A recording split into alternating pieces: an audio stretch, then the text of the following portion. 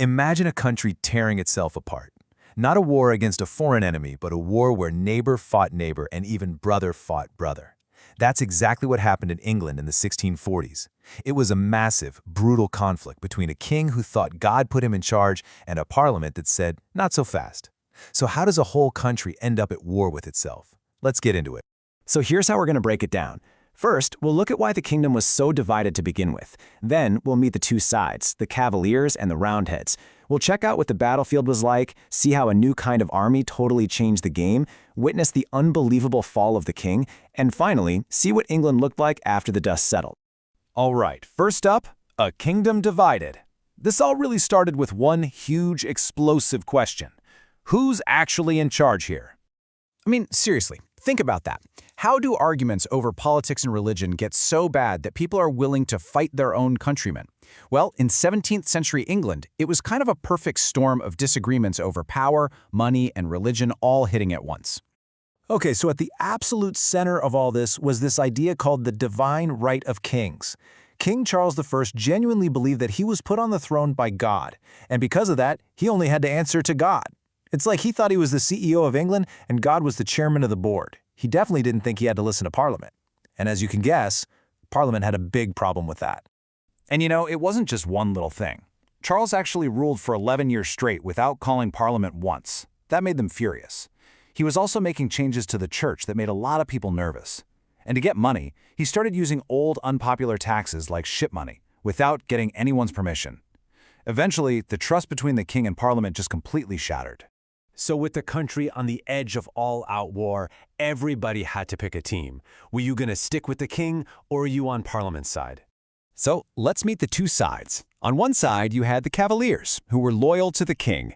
These were often wealthy noblemen, famous for their fancy clothes and long, flowing hair.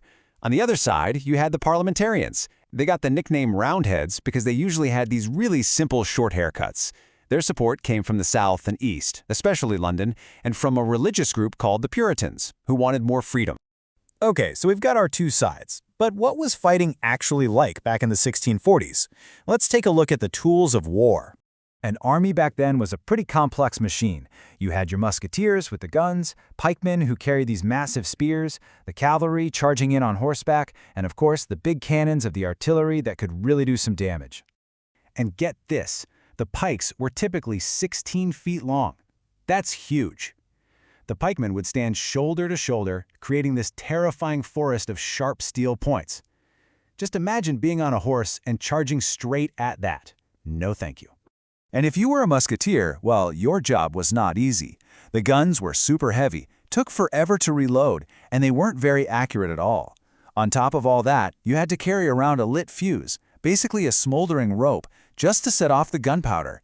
Talk about slow and dangerous. Now, for the first couple years of the war, neither side could really get an advantage. It was a total stalemate. Parliament realized that their army, which was mostly made up of local volunteers, just wasn't cutting it. They needed a whole new approach. And that's when they created the New Model Army.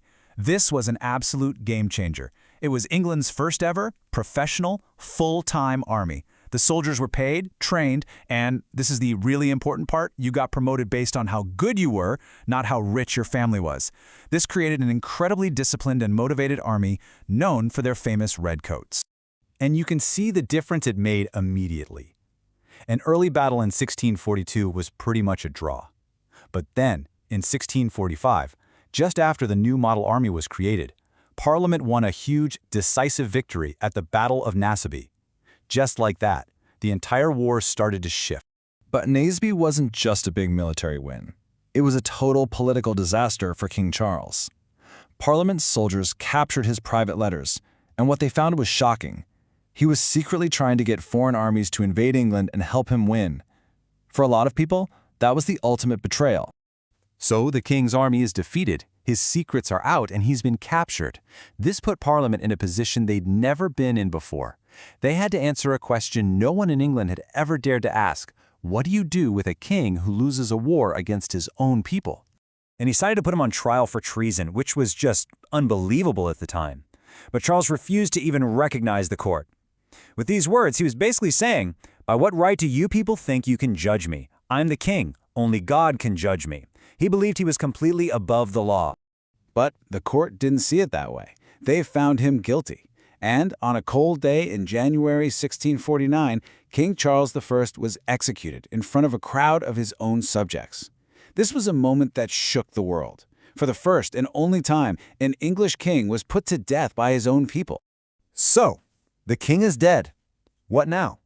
For the next 11 years, England would try something radical. Being a republic. No king. So what was that actually like? Well, at first, they set up something called the Commonwealth, which was supposed to be ruled by Parliament. But let's be honest, the real power was held by the new model army and its leader, Oliver Cromwell.